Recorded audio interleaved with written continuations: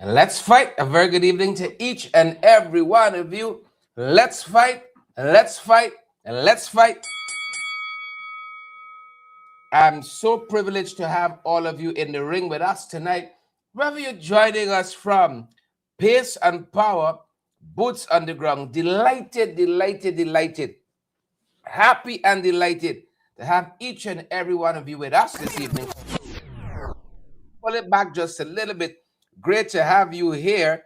I hope you all realize, you understand, and you understand we have been doing the things we said we will be doing in this new year. I hope you appreciate it. I hope you folks appreciate it. That we're doing the things we said we'd be doing. Good to see Winella Garner, first person on the live tonight. Good to see you, Winella, and all the other folks, Brenda and Winella, and the other beautiful folks who are joining us. Great to have you here with us. Show is on the road. Good to have you, Magnell Barrow. Good to have each and every one of you. Magnus is beautiful and on time in 2026. We're going to aspire. We're going to aspire to be on time in 2026. But understand too, Jason Benjamin, that we got to move a little bit. 2026 is going to be the year of movements. We're not only in the air on social media, but we're going to be on the ground. Clear Lexus, Traveling Richmond, Rhonda Spencer, Tom. Good to have all of you on the live. And I'm giving you advance notice. This weekend we gone again from Friday. I did tell you, this got to be the year we on the ground, folks, showing what's happening there, talking to people, making a difference in lives, no doubt. Good to have Asquith and Lance and Osman Hodge. Do let us know if you beautiful folks are hearing us. Are you guys hearing us loud and clear? Give us that feedback. Wherever you're joining us from, your responsibility this year as you consume this information, you've got such an appetite and a capacity for the politics, for political information. Even as you guys do that, please share the live for us. Smash that emoji button too, so that others can benefit from valid and credible information.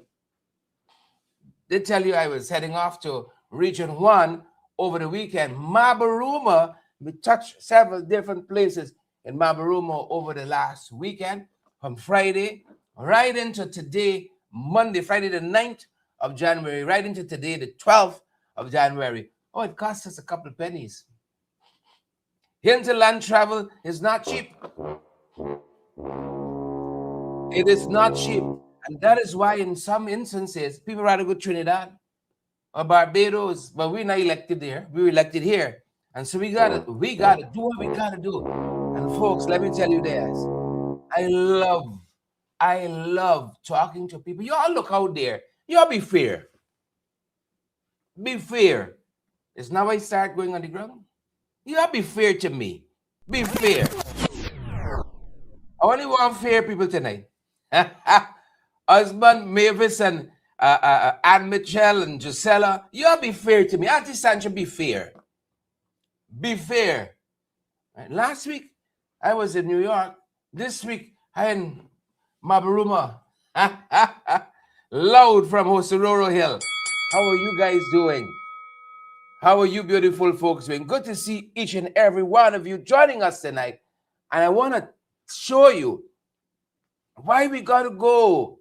Auntie Sandra was even able to touch base with Joy. I was so busy, trying to do the work on the ground so that our folks can have their voices heard and get redressed for some of the trouble they're in. And here's Lynn, Renella, Gloria Chester. Good to have all of you. Deborah Clark, Pauline, and Edward Brooms, Valerie, the whole gang. This is why we do it. Now, I'm vexed with some of y'all because we gone there and we giving you the information live and direct. Some of you just come, watch, you consume it, and you don't even share the content. Do that for us in 2026. Show us that you love us and appreciate what we do in that way. I'm begging for too much money, if at all, in 2026. But know if you contribute to our program, Mavis Davis, well, this is what you're contributing to. keeping our boots on the ground to keep exposing the wicked stink and dirtiness of the PPP. That is what you'll be contributing to. But more than that, like I didn't even want to hear myself ask you all for anything in 2026 because we're big people. We can just do what we got to do. Valerie Clark and all the other folks, thank you. Those of you who've already shared your life for us. Those of you who've already smashed that emoji button for us so it picks up the algorithm, or the algorithm picks it up and shows it to more people so that more people could get valid, credible information. It's not about likes and share. It's about people getting the content so they can make informed decisions. I am so privileged to see each and every one of you on with us. This 12th day of January, folks, we're into the second week. I ain't got no time to waste personally. And that is why I got to do what I got to do. I've been elected to an office to do some things. And I want to make sure that every day I recommit to doing those things, in addition to bringing you those things that I'm doing. Valid, credible information, all with that being said, this is one of the reasons why I go on the ground, we go on the ground to bring you valid, credible information. It's one thing when people tell you something, and in lots of instances, people don't really want to get involved. They want the name call and all of that. And we got to go. And we don't have some of the most accessible places in this country. I'm telling you that. Some of it is difficult terrain. But Myrna, I am committed to coming by you, Myrna, in PK and other places as well. I'm giving you guys advance notice. I'm off again this weekend. Because I got to see what's happening in some places. And guys, friends, lovers, Romans, countrymen, Guyanese, as you engage this content on social media, I ask but one thing of you: share the damn live, share the content, whatever it is. It's a story, it's a photograph, whatever it is. Please and thank you. But this is the reason why we go, good folks. I went to a place called Silver Hill. Silver Hill. Now, the folks, the beautiful, beautiful folks at Silver Hill, they are very, very conscious that there's a Silver Hill in Linden as well, in Region 10. There's a Silver Hill there too, but they like their Silver Hill, and I guess the people in Linden like their Silver Hill too. But Silver Hill in Mabaruma is also known as Hobo Hill, Hobo, Hobo Hill. They don't like that. I got the feeling they like Silver Hill. So I've been to Silver Hill, looking at some of the road works that's happening there, right? All governments should be interested in putting down infrastructure to make the lives of their people easier and all of the other things that come with that. All governments should be interested in that. And I'm happy that they got roads going down. But it's how it's going down. It is how it's going down that is a real cause for concern to me. How it's going down? Very, very worrisome. So we got this road here in Silver Hill. What you're seeing on your left is leading into Silver Hill. You notice the road got two different colors? Have you noticed that? Or it's only me? Deborah, Penelope, Marlene, Tessa, Wilma, Savitri Rose, good night to you too. Linda Edinburgh, Paulette, Laverne, Angela Jordan from California is in the house. Good to have you too, Angela. That color on your left. Eh? Now listen to the story here. Listen to the story here. We were told this road was laid out. They put it down. They built it. And then brace it over. Brace it over. And then it was inspected. I'm told. The people said they're bringing their own engineer. They're bringing their own engineer to check it. And realized the road was substandard. Hobo Hill, Silver Hill, Mabaruma, Region 1. The road was substandard. Anybody sharing a damn life tonight? The road was substandard. Here's the story now. Here's the story now. They had to break up the whole road on the left-hand side. You see that debris you're seeing to the extreme left? where those kids are playing, that's the road that was dug up. That is the road that was dug up. You're watching to the extreme left. Look at another shot of it. This is the road. Jesus have mercy. Who paying for this? Who paying for this twice? Guyanese, at home and abroad. You think you understand? You think you understand? They had to dig the whole road up because the people that built the first iteration of the road is a scam tractor, is a quack tractor. Build the thing wrong. And so they had to dig up the whole thing all over again. That's what taxpayers' dollars doing. That's what taxpayers' dollars doing at Hobo. I said that to say, brothers and sisters, I've told you before, the further out you go, it's the worse the corruption is. It is the worse the corruption is. It's the worst. And I'll tell you this. I was made to understand it's a minister husband. Get the contract for the road. Friends, family, and favorites. Friends, family, and favorites. You all know the whole thing, top to bottom. I mean, this husband get the work. Remember boy Lex from PK? Remember boy Lex from Kaituma? Huh? Friends, family, and favorites get the work, and they had to dig the whole road up again. That being said, ladies and gentlemen, when I was in Mabaruma, I stopped into the Amerindian hostel. The Amerindian hostel. The last time I was there with my fast friend, Travis Chase, we didn't like what we saw. You had more Venezuelans staying at the Amerindian hostel than our indigenous brothers and sisters. Now, the Amerindian hostel serves a particular purpose. As our indigenous brothers and sisters come out for the riverine areas into a township like Mabaruma, they oftentimes need a place to stay. Sometimes they come out seeking medical attention and they have to stay a couple of days to rest and recuperate before they make the arduous journey back to wherever they live. This hostel here, it gone right down. Brothers and sisters, I was very privileged. I was tremendously privileged to have on the team with me MP Trudy Finance. Now, she has responsibility for indigenous affairs, well, Amerindian affairs, and as well tourism. And I was privileged that she came along too. She came along to share the damn life, smash that emoji button, folks, and look at some of what we saw at the Amerindian hostel in Region 1, Mabaruma. Take a look. The Amerindian hostel, this is Mabaruma, Region 1, and we have been here before. We've spoken to residents about a lot of the concerns here. A lot of it is, I think, below the level of living for any Guyanese or any person who is living in this country.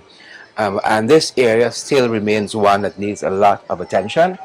And we're going to be talking with at least one of the residents here. We don't want to go through it all again like we did the last time, showing you around the facilities, because we think people pretty much have a good idea of the conditions here. A lot of families are crammed into this building here, the Amerindian hostel in Mabaruma.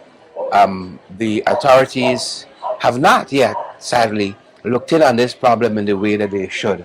And I think Drita is going to be talking with one of the residents here. Yeah, no, definitely. You know, as when we go to Parliament and we make representation for people, one of the things that we always say is that it's different when you're on the ground and looking at these issues firsthand, speaking to people, making sure that you get all the relevant information. You can't make it up. When we came in here, you know, this is my first time being on the ground at the Amerindian hostel here in Mabaruma. I know I did go through meticulously what you did last year. Yeah, I think it's a year all ago. part. And it is unbelievable at this stage, 2026, no government official has visited the facility from then to now. You know, a whole lot of lofty things are said at the level of National Assembly. Budget is over $1 trillion. And you wonder directly who are benefiting from all of these things. You know, coming through here, speaking to persons even on our way in, you can see there's several children here. No welfare has ever visited at any point in time. Based on my information, I'm going to confirm when I speak to the residents here.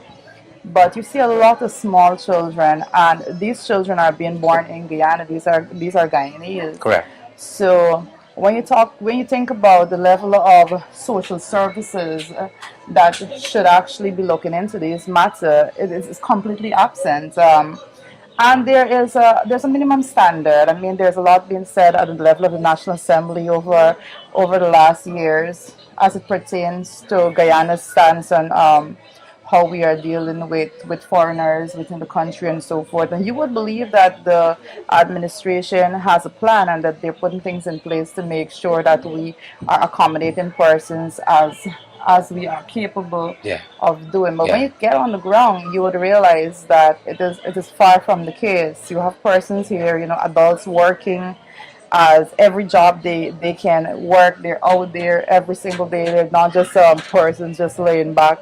If we're going to have policies, particularly immigration policies, it needs to be effective, it needs to be implemented. And when you have little children in an area, I mean, this goes right at Vindia's door. Like, what Yeah. is being Yeah. done Why has when it social services never come here? never, and you know, you can't just say you don't know because this matter was highlighted, this was ventilated last year fully. And to think that Vindy and her team never saw it necessary to come and check to see the living conditions of these Guyanese children here on the ground, it's unbelievable. So Yeah. we're heading to another budget in just a few weeks. And again, the PP is going to stand up and they're going to talk about indigenous people and indigenous communities. And that's why we're here. We're here on the ground because when they speak and they paint this picture, we should be able to speak with conviction and with the facts, arm ourselves with the facts, and to say that, you know, this is the reality on the ground is way different to what is being presented to the public at the level of the National Assembly and through government media. So we're here. I know we're going to put in some clippings also of the situation being faced here by persons on the ground. But this facility, I want to remind persons, we're here. This is the Amerindian Hostel in Region Number 1, Mabaruma. This is not any random building. I hold responsibility for Amerindian Affairs. There has been no government official, the Minister of Amerindian Affairs has never ever been here at this facility. This Yeah. comes directly Yeah. under her portfolio. Yeah. Abandoned completely. Guyanese are here also. This is not just, there's a lot of Venezuelans here, but there are Guyanese living here, staying here at this facility also. Never seen any representation from the level of government in this place. If you check the walkway, you would not believe that you're coming to somewhere that people live in. The conditions are inhumane, to say Yeah. the least. And you know, Rita, we understand that we have a new Minister of Armenian Affairs, Miss Sarah Brown Sadiq, and we invite her to come in this area and to see what is happening here. And you said rightly that we understand the socioeconomic problems with our neighbors to the west, Venezuela, and why their citizens might want to come here. But we'd like to see also a strong migration policy. And if you have those policies, you have to take housing into consideration, how we house our citizens, how we house persons who migrate to this country. And so those are very, very important issues that we have to face. And the fact that we have come here almost a year later and there has been no change here in the physical facility. As a matter of fact, if anything, it has gotten much worse. It has gotten much worse. But we want to say that this problem can be fixed, this problem can be rectified. We can house people in this country in a very humane way. We have the resources and we have the ability to do that. And people want an opportunity to be part of the dream that is Guyana, and that dream that gets a little bit better every day with the advent of oil and gas, and we've always had the minerals that we have had. We could all be in a much better place, but this is the methodical work that has to be Yeah. done. Parliament has to meet more regular to talk about these issues and to find a way forward. We have the people, we have the resources, I think we have the know-how to get it done. If there's a political will to fix a problem like this, there are a lot of, as we said, we invite the Minister of Social Services as well. There are a lot of those problems operating here as well. And this is just the Amerindian hostel, the building. There are lots of other houses where people are squatting here too. I'm certain they're in need of social services too. And I think we're going to talk with one of the residents here just to get a sense of what is the continuing problems that we have here. Definitely, and I just want to re-emphasize that we are here. We're not just here at any random structure. We're here at the Amerindian Hostel here in Mabaruma, Region Number 1. This building comes under the Ministry of Amerindian Affairs. The minister has never been here. She's never visited here. The previous minister did not come on the ground after all was highlighted. I don't know after the years of her Yeah. being there if she was too ashamed, the previous minister, to come on the ground, Yeah. because this would have fallen squarely under And her this portfolio. is the third or fourth time we have come just to check in and see what's happening here. Correct. And I don't want the point to be missed that the Amerindian hostel is in place for Amerindian people to be able to stay at the facility when they're passing through the area. If they're seeking medical care, they're coming from along the riverine areas and so forth, they should have a place so that they can come and be safe and be comfortable. This structure is nothing like that. This structure is basically dilapidated. Nobody comes here. It has been abandoned by the Ministry of Amerindian Affairs, and Yeah. we need to have answers at the level of National Assembly. Just do not abandon a building that is supposed to be here to benefit Indigenous Yeah. people in Yeah. Guyana. And you know And how what? long as it's okay. With that, Rita, I saw sadly a house in the Penitence collapsed recently.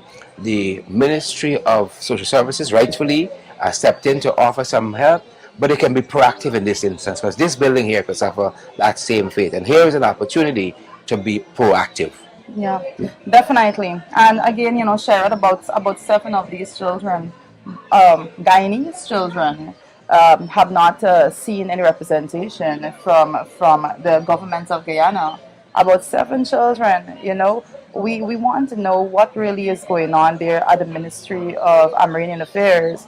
They need to get on the ground. They need to provide answers. This is not about just parading on social media and pretending to be doing work.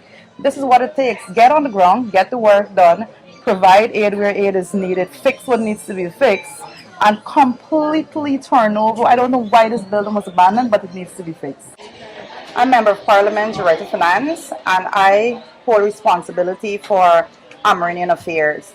So we're traveling the country, going to the various regions, checking in with all matters concerning Indigenous peoples in Guyana, checking to make sure that facilities that are there to benefit Indigenous peoples are actually being taken care of, and that the budgetary money is actually coming to the facilities and so forth. So I know my colleagues went in here early last year. They did a visit here, highlighted some issues, and I want to know if since then, if anybody came from government up to this point. Did anyone come visit here? Si alguien del gobierno había venido para acá a hacer unas preguntas, que si han venido a ayudar aquí. Sí, ha venido a ayudar aquí a mucho, más que todo cuando, como te digo, que por los niños, sí ha venido. Migración sí ha venido para acá, sobre los papeles, que sí, hablando sobre los papeles, sí han venido para acá. Yeah, he said just the immigration come, like for the papers and like what they make. Immigration came? Okay. Just them. And they checked off all your papers and all the paper, or you had all your papers and everything? Cheque de alto, pero So their papers are in order and everything? Que si todos los papeles están en orden. todo lo Yeah. que Okay. So nobody came from Ministry of Amerindian Affairs. Y si nadie ha venido para que están encargados de los inmigrantes. De allá no, solamente el inmigrante que está aquí. Me muero. Okay. Yeah. Can you say how many persons live here right now? You have an idea? ¿Cuánta gente vive aquí? No sé, como un, dos, Yo sí le digo a mi downstairs, solo mi mamá está. Yo sí no. Sí, creo que son 16 familias, creo que. 16 familias, 16. 16 families. Yeah, 16 families? Yeah. How many children? About how many children? ¿Como cuántos niños, pues? Bueno, No sé. bueno, estamos hablando como de unos 3, como 18 por ahí, ¿no? 18, o no menos, no, no sabes, cheque. No, he ain't sure. He's not sure. Mhm. Alright. Okay. So the persons that are here right now, the adults that are here, you guys go out to work and come back in every day, or persons get in work? Sobre nada. Si ustedes, o sea, los padres que viven aquí, que si van para afuera a trabajar y vienen, ¿cómo hacen? Pues trabajan. Sí, nosotros trabajamos y cuando hay un trabajo así, bueno, nosotros no tenemos empleo así fijo, la mayoría, pues. They may Oh, just no. work on the boat when boat Yeah, come in, but yeah, for no. work every day, no. Sí, Just when the boat comes. lo malo es que no tenemos nada así, pues si tú no tuvieras, no. Like work every day, no. No. Just So he's Venezuelan originally, or Guyanese that lived in Venezuela? no Venezuela. Oh, he don't have any Guyanese relatives. No. Okay. And is it everybody here in the building at this time Venezuelans? Yeah.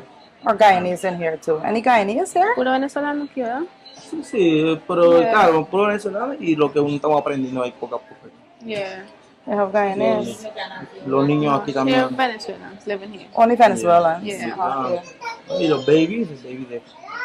Ah, Oh, them baby were born over here. Guyanese. Yeah. Understand. And so a lot of these children, all of the children probably born here. About 7, 6 today. About 7 of them. 6, 7. All right. So everybody, nobody here has ever seen a welfare officer come in to help or give assistance for the children and check about school for these children and all of that. Nadie ha venido para acá como para ayudar para los niños, que le digan que lo van a ayudar a los niños para ir para la escuela. No hay no, así que la ayuda que venga para acá no. No. Pero si en la escuela, si algunos Them se han got- dicho es que Them has got to go suffer for them help them. sin Nobody ayuda don't come here. They got to go. Okay. ofrece, pero Okay. And could they say what kind of help they have received in the past? And two, Yeah. when they make representation to this facility and for families here at the level of the National Assembly, what kind of help might they need here? Yeah. What kind of help? If you can ask them, what kind of help would they request? What kind of help is needed here? Because if you can explain to him that we're going back to the National Assembly, and we would like to ask for help for them. So I want to know specifically what type of help he would like us to ask for. Ella está preguntando como cuál o qué le gustaría con que la ayudara, pues. ¿Con qué ayuda le gustaría que la ayudara aquí? aquí. Bueno, aquí todos vinimos para uno trabajar, ¿verdad? Uno trabajar y bueno, que nos ayudara así sobre los papeles, pues. Para uno puede para tener más beneficios como sobre el gobierno, ¿sí? Como puede ser como la cédula, pues. Para que la gente, claro, uno ya metimos los papeles, ¿verdad? Pero la persona que tiene aquí 6, 5 años, ¿verdad? Eso que tiene que ver ellos, que para decir, pues, ayudarnos sobre eso. He said he like to help you with the paper, like he to get something for a paper, like he to, because you remember when you get paper here they must tell you one set of thing, and then after you want a paper, then people from here want to help them out with some paper, ID card, or Bueno, bond paper, para like poder trabajar en la gobernación, algo for por them el get gobierno. work in the government or Claro, something. algo así. So the children are born here in Guyana, they have birth certificate? Los niños que nacieron aquí tienen su partida, Sí. algunos, ¿verdad? Sí, todos son, ¿verdad? Yeah. Sí. Alright. Mi hija sí ya me lo tiene. Okay. Sí, sí entendí. Because some of them get 5, 6 years here and then again no. And they've no applied. paper. Okay. All right. Sí. All right. That's it from me. Parliament is this month, and we're going to be advocating for assistance, even with the structure, for it to be fixed so that it could be a safe structure for children to be in. Definitely to see if we can have welfare help, particularly as regards to children, so that they would be able to have a little bit more comfortable life. All right, so we're definitely going back and advocating, and I will be back after budget to check to see if there's any aid coming. All right, so you can just tell him that. Que este fin del mes ya va a volver a venir y va a ver si pueden ayudar a los niños a ellos conseguir pública asistencia y eso. Le puedan ayudar pues para que sean mejor en su vida, los niños. No, claro. And also ask if there's anything else you wish us to add that we may not have asked. Anything you want us to say? Okay, yeah, yes. If you can ask him if there's any additional thing that he wants to say that we may not have covered, that I may not have asked. Que si no quieres decir nada. Bueno,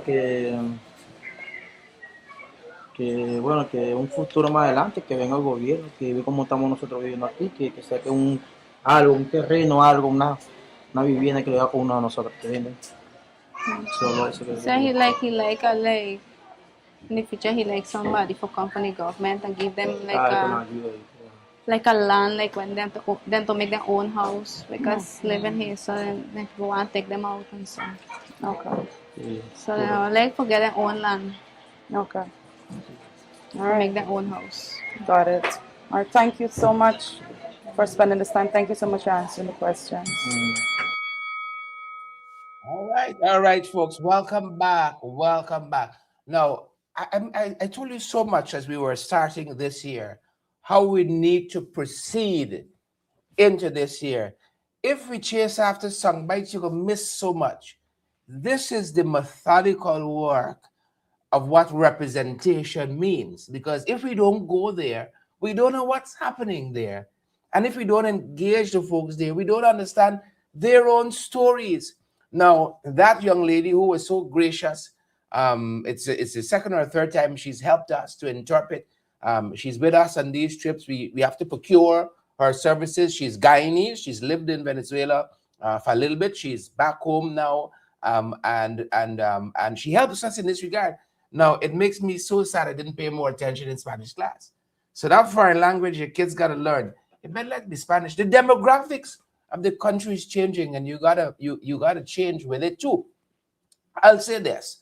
I have a soft spot for this kind of thing because we as Guyanese, we've been to a lot of countries.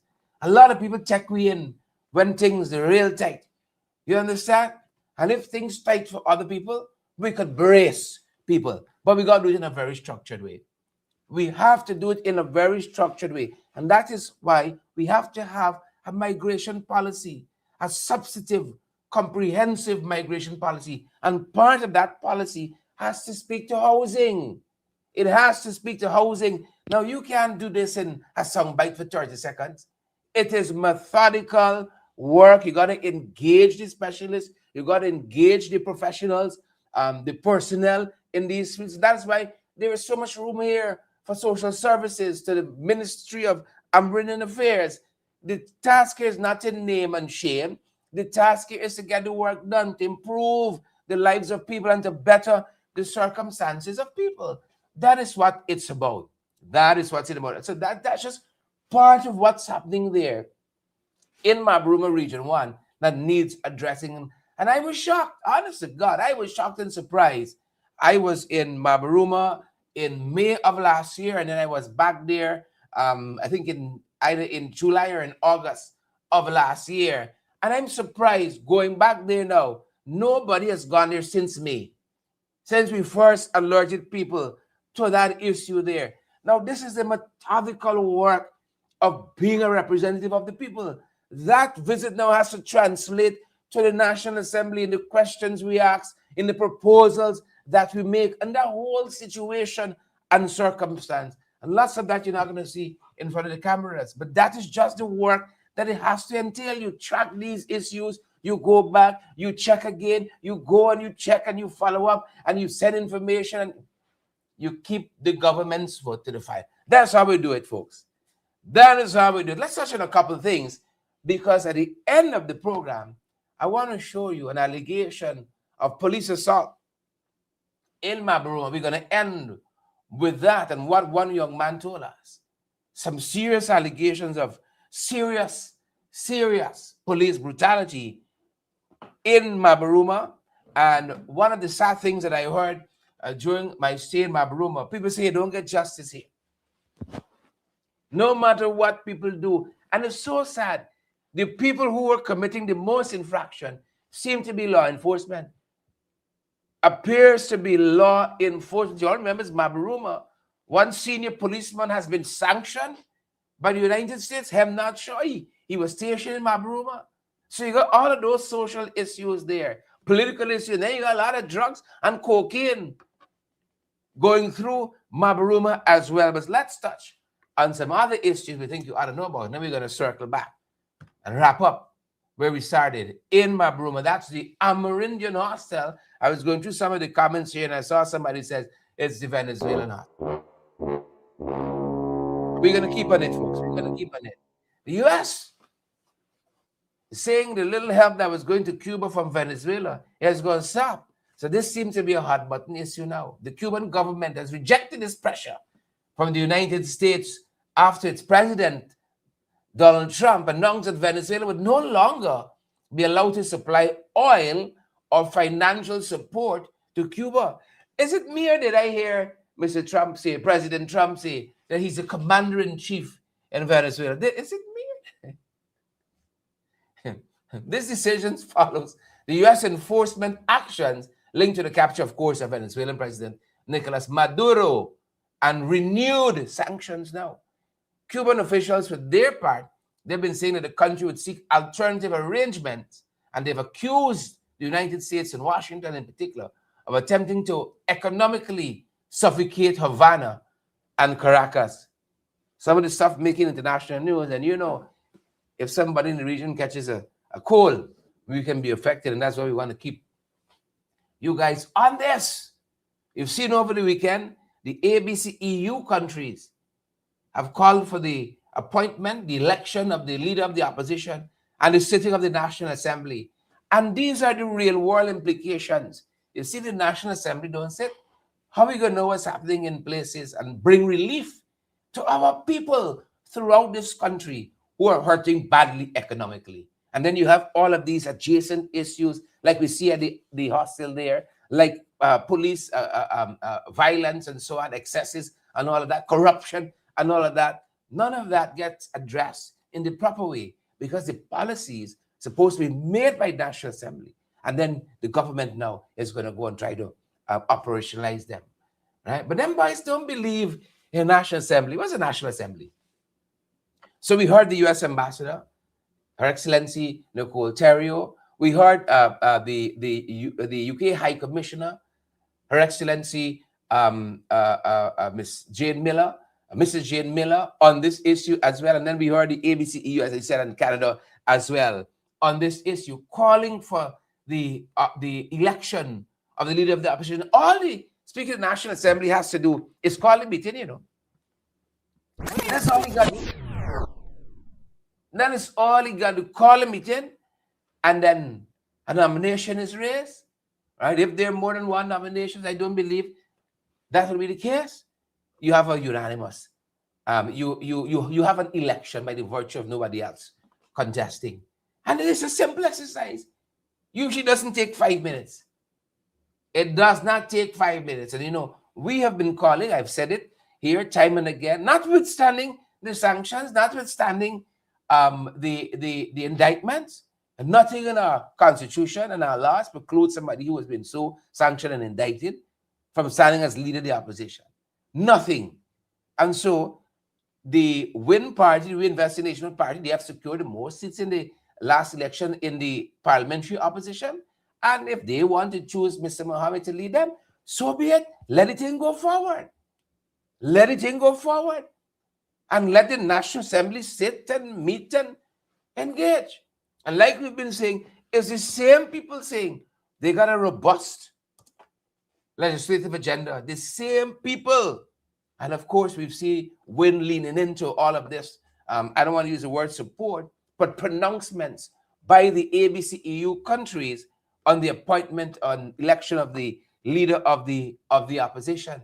And I was wondering why when these guys were going to stand up. I believe the statement should have been a little more forceful and got a little teeth in it with this administration, because you know they don't bend easily. They don't believe in democracy. They don't believe in parliamentary democracy. They don't believe in all them things. They don't believe in local government election. And we've had the absence of 23 years of local government election to prove it. We understand that. And so you and I will have to keep speaking out on all of these issues. And that is why I said, we can't reduce everything to soundbite. Some of this you got to stay on top of. Keep looking at it, the movements, the patterns, the what have you, and keep making the representation. And I'm heartened to see the ABCEU countries come on this, because it's the right thing to do. It is the right thing to do, notwithstanding you got Mr. Nandalal and them saying a whole set of stuff. But as I said before, nothing in our laws precludes somebody so sanctioned and whatever it is, indicted and so on from standing. And we got to solve those issues going down the road. But for what we have on the books, we got to go far and let it be. We can't hold back a whole country because you're all afraid of somebody politically or whatever it is. Don't do it. Don't do it. Well, of course, Mr. Vintage Car at the AC by Marriott Hotel, he said it's ridiculous. We're not holding back the sitting of the National Assembly because we don't want Mr. Mohammed to be sworn in as leader of the opposition. Hear lie? That is lie. You hear lie? He considered with a straight face, you got to be wary of people like this.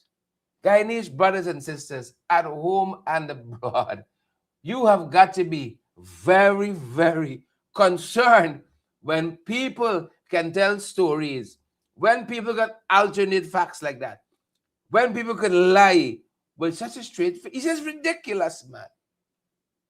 Redonkulous. We got a robust legislative agenda. It's just that we really got the time for the National Assembly meet. And yet, they have not marshaled the Speaker of the National Assembly that comes from their party. You love Sudan, he has red and PPPC and so on. They have not marshaled him. Look, don't make me nothing. Or don't try to make me. Don't try to make me something. It's 2026, good folks. It is 2026. Please and thank you. 2026. The man says absolutely ridiculous. Right? He said that government's focus is on preparing budget 2026, and it should not be interpreted as an attempt to block the opposition process. That's what the fellow says. They're busy preparing budget 2026. Yeah. It's like the National Assembly does not have a role in all of that. And then we saw the leader of the Fort Ghana movement, Amansa Walton Desire, also weighing in on this issue, calling for obedience to the Constitution. It's what we've been saying all the time. The Constitution does not preclude it. Our laws do not preclude somebody so sanctioned and indicted to stand as leader of the opposition. And so it is what it is. It is what it is. Right? We get a government, and government includes opposition here, that we deserve. The people have so voted, and What have you? I mean, we could talk a lot about that too. Right? The preliminary report of the census is out. We could talk a little bit about that too.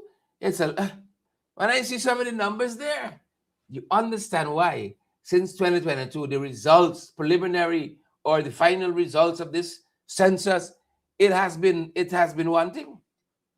You understand why it has taken 3 years? Because the folks trying to attempt to let it match. You see? Because when you watch the census and you watch what come out in the ballot box, you know you got some bright people go make the connections. So them boys have been hard at work. Do you think, guys at home and abroad, that the books have been cooked?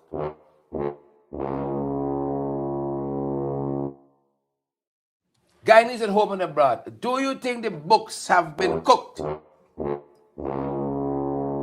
The census books, that is Sparkle, what say you? Waveney, Carlisle, Anthony, Marlin, Mark, Savage, what say you? They cooked the books. 2 years, 3 years, $2 billion later. We just get the preliminary. Tommy said books cook. Cook book and book cook. One and the same. 960,000 citizens now. Y'all doing wickedness. Guyanese, y'all are doing a lot of wickedness. So we added quite a few. Since 2022, since 2012, we added a couple of folks. And them numbers about foreign nationals who are in Ghana, that number look a little suspect to me. Now when you walk this country and you see how many foreign nationals we have with us, the numbers look a little cooked to me. But we can get it right. They can get it right one way or the other. They're going to get it right. And that's why we got to keep holding their feet to the fire. You see, we can't just obey the law when it's convenient. And that is why we must have constitutional obedience. Constitutional obedience. And as we on President Irfan Ali, and what he said over the weekend about what is ridiculous and all of that. Kaisuko, another riot act. It would appear, if you look at the pattern, every year there's a reading of the riot act to Kaisuko. Every single year, they're reading the riot act. I read a fantastic statement, strong statement by the MP who shadows that sector, Vince Roy Jordan, who says, it's more empty threats. It's more empty threats. It's a velvet glove. It's feather glove. You see, you're wheeling everybody and you people around a table and you look executive and people say this is leadership year after year. You're reading the right act and nothing is changing. Here's the problem. Could I say it plainly? You is the problem. Please and thank you. You is the problem. Gaisuko, irrespective of how many billions we pour into it in producing the goods, wasting monies and failing. Of course they will fail to admit what we knew long ago. And that is why we took the position to right size the thing. You understand by now. It's not fetching what it used to fetch on the world market, sugar. That is. Sugar selling for 30 cents per pound in the world market. We producing at $1.40. We producing at $1.40. Make it make sense to me. Make it make sense. The maths will never match. It will never match. The people know why they're doing what they're doing. Empty threats. Another 530. Another 530. And then, as we an orphan, President Irfan Ali, who said that he has bought hook, line, and sinker what Susan Rodriguez was selling. He said he bought hook, line, and sinker what Rodriguez was selling. As a matter of fact, he said in a little awkward way. I think a little bit when I read it, you know, what he said about the honorable minister and buying what she was selling. Right? It's the most fantastic thing I have heard in a very, very, very long time. Right? How are you going to finish? He said the minister has demonstrated. I have no question. She has demonstrated how she got all of these millions of hundreds of thousands of US dollars to buy this house in Florida. He said she demonstrated. She demonstrated how she get apartment and how she build big house. She demonstrated. Former MP and Ferguson says double standard. Double standard. Double standard. He said she demonstrated. Tommy, you demonstrated. Mandy, Mark, Patricia, Marlene Lorma. Y'all demonstrated? Huh? You demonstrated. Yes. And you know, all of this accumulation of wealth for PPP ministers seem to have only happened in the last 5 years. Is then the bank kicking, the loan kicking, and everything. Nothing seemed to be doing before. Nothing seemed to have been doing before Lynette, Donna, Asquith, and all the other folks, Sparkle Gonzalez. She demonstrated. Right? I hope when I start demonstrated, I hope you'll give me easy time, you know. Right? I hope you'll give me easy time. Please and thank you. We got to root out corruption. I don't want to ever live in a country where we're comfortable with corruption. I know the sad thing is we're getting there. That is why it's so important that you and I speak to the next generation. If we must, folks, can't eat with dinner if we get like that. Because some people have the opinion, all right, social thieving, at least the little thing flowing down. At least it's going to be little. At least a little money circulating. Right? So, she young. Be careful what we are teaching and instructing the next generation. Be careful. You see these volatile oil prices? I love Christopher Ram. Right? Straight arrow. He ain't thinking. Right? He support you if you're doing right. You slip up, you get a jumbie lash. It won't be a jumbie lash because you can know it coming. Straight and narrow. He says, yeah, all this money that they're spending here, all this money is spending here, you better watch the oil prices in the world market and the volatility. I better watch. Right? You know, we rock back saying the US is we friend. You better look and see what happened in Venezuela. Right? Say, hear from your Mati, learn for yourself. You better watch and see what's going on and what's going down. What's going on, what's going down. I'm happy that Banks DIH, a company we all know, love and appreciate, you know, they're going on to big and better things. But it's in the stock exchange and treating them kindly, undervaluing the company. Why is that? This is not the first time I've heard Mr. Reese and Banks DIH on this note. And why can't we fix it? Right? Governments, leadership broadly, we must fix problems. So many problems in Region 1, Mabaruma persists. Government ought to fix a couple problems. Fix a couple problems. Corruption. You can't be corrupt and trying to fix corruption. Satan can't cast out Satan. Y'all ain't seeing it with your own eyes. Huh? I demonstrated. You don't see with your own eyes. Satan can cast out Satan. And I got the impression people are looking what's happening at the top and they're following suit. And that is why where the law is concerned, in a place like beautiful Mabaruma, is the wild, wild west. Wild, wild west. Who got money and influence, got bargain. Who got friends in high places, got bargain. Hear what young man told us about the injustice he alleged happened to him in Mabaruma.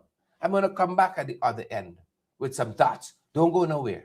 Don't go nowhere just yet. Take a look. Take a listen. Very good afternoon. Good afternoon. Thank you so much for agreeing to talk to us about a horrifying incident that happened to you here in Mabaruma. Take us back to that day when you were assaulted by law enforcement here in Mabaruma. Talk to us about that. Good afternoon. Well, I tell you all my name. My name is Mark Rankin.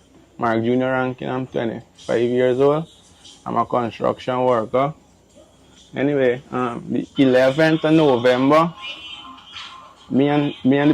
I was at the airstrip bar, and I was talking. I saw something on Facebook going around where a police officer, right, get catch in Husoro Hotel with a little girl. So me and my next friend named Dino. Lil is in underage? Underage girl. Me and Dino, we was gaffing concerning that. And I don't know a police officer was behind me listening. You understand? So he was like watching me, and I asked him, man, why you watching me suffer, man? He's a criminal. He turned and said, you know me, is who? I said, no. He said, he's a police officer. I said, he's a police officer, man, and you never got on your uniform. You're a civilian just like me, too. You understand? You never got on a body camera, nothing for you know you're a police officer. You understand? So he tell me to me got mouth. The officer turned to me got mouth. Anyway, he pushed you in my pocket. He take out his cell phone. And the last word I hear, he said reinforcement. Anyway, when he said reinforcement, like 5 minutes after, a white Jeep pull up with police officer too. Them don't have no uniform either. No body camera, nothing. You understand? How many police officers are you asking? Was four of them. Two of them was there first, and the two more come with the vehicle. You understand? And the when I come now, Brown coming to me and asking me get in the vehicle. And me said, no, me ain't going in the vehicle. What y'all locking me up for? What the reason y'all locking me up for? This officer Brown, was he there initially when you and your colleague were talking? No. So he came with the van? Yeah, he came after. You understand? Anyway, Brown ended up going to punch me in my face, right? And my sister-in-law, Grisel, she turned and said, man, I've been taking two beer very well, right? At the shop. Hold on a second. And Grisel said, man, how you go take advantage over my brother-in-law? You understand? Anyway, I keep on telling them, yeah, I can't carry me the station. Me ain't do nothing for y'all carry me the station. You understand? Me say, y'all ain't putting on no handcuff for me because me ain't do nothing. Y'all ain't catch me with nothing for y'all carry me the station. You understand? Anyway, my wife come and calm me down and tell me, man, Margo in the vehicle, man. She's the one who carry me in the vehicle. And after the Brown put on the handcuff on me. Right? Good. Me alone, them put behind the vehicle. And on the statement what they give, they said how me try to jump out the vehicle 3 times.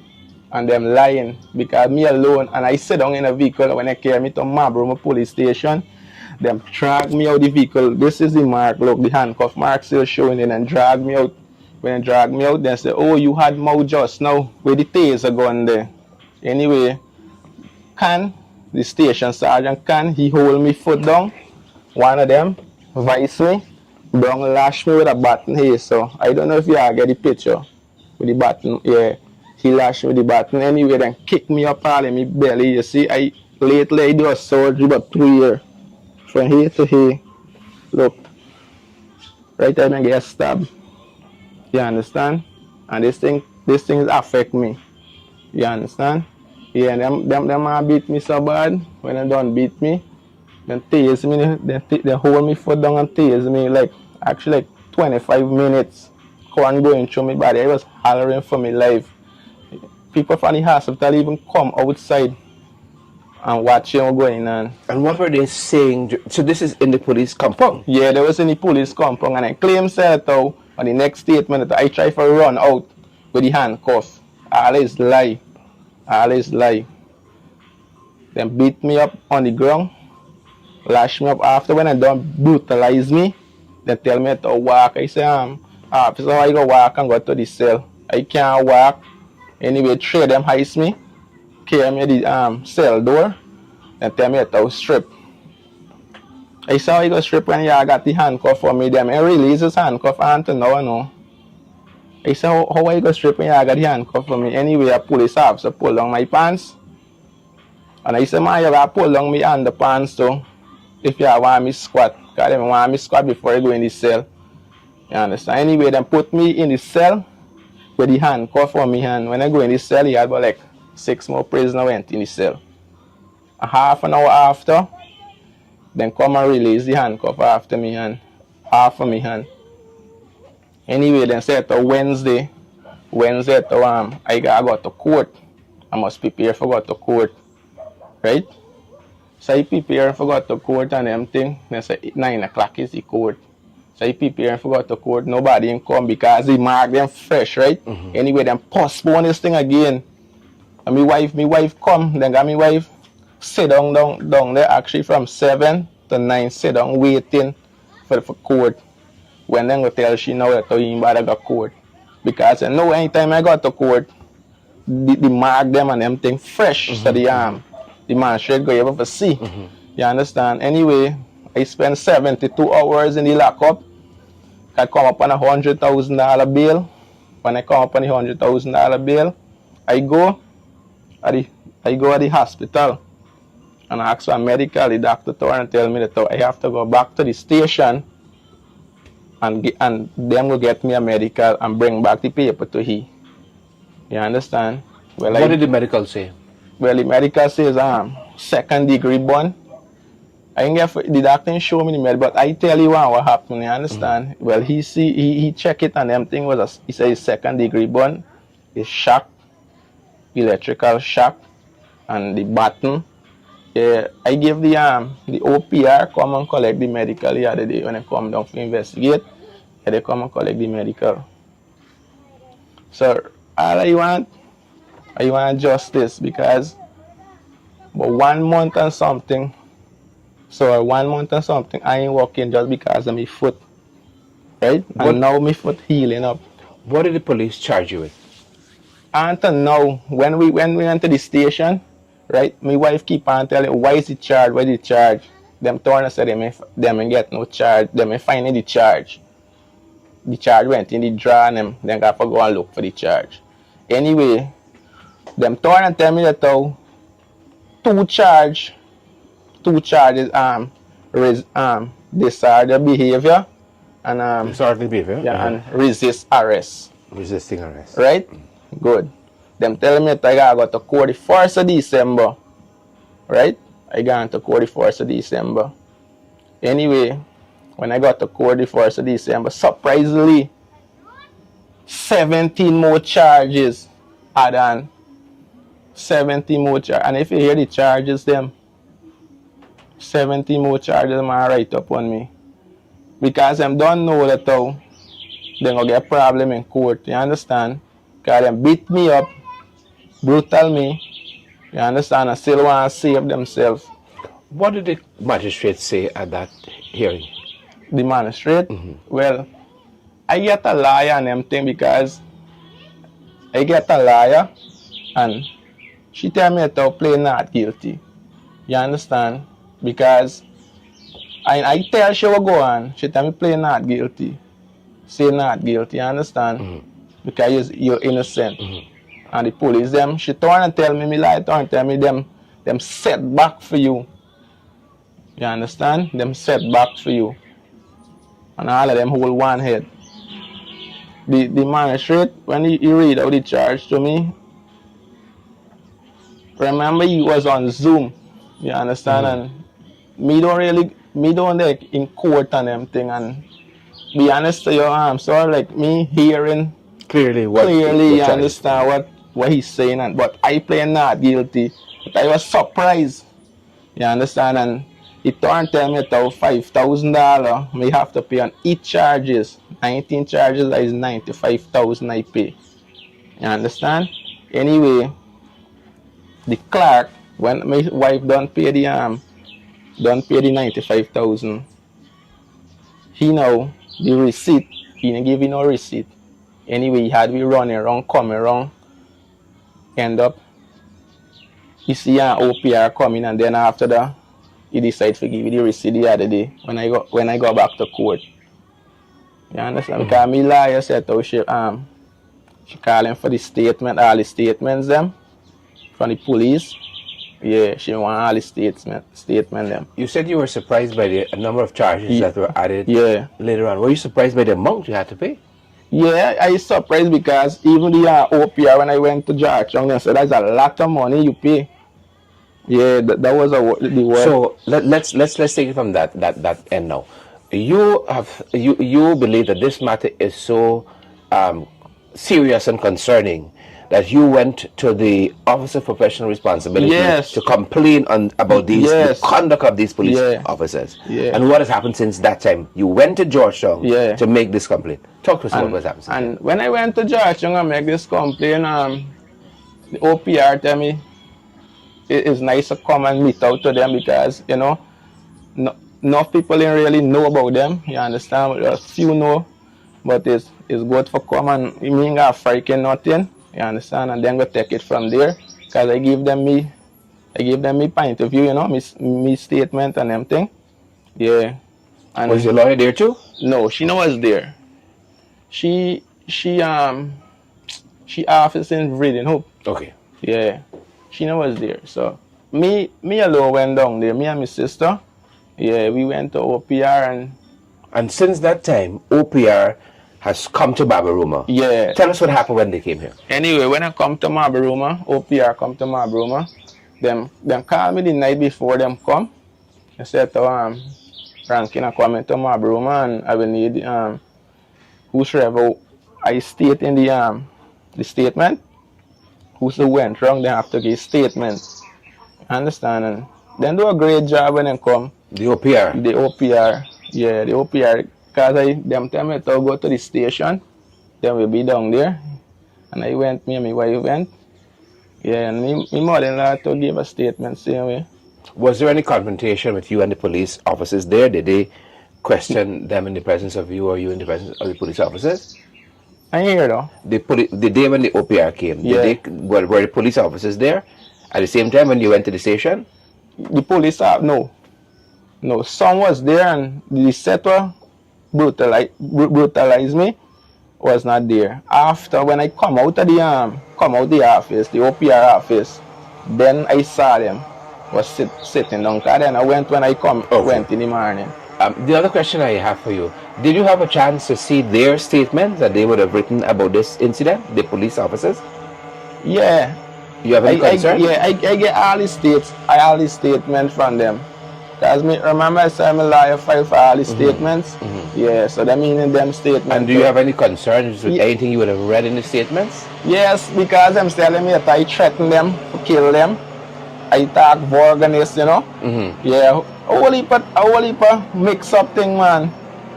A whole heap of lie them telling on me. And you said earlier you're asking for justice. Yeah, I need justice plus 1 month or something so I ain't work, you understand? Just because of them.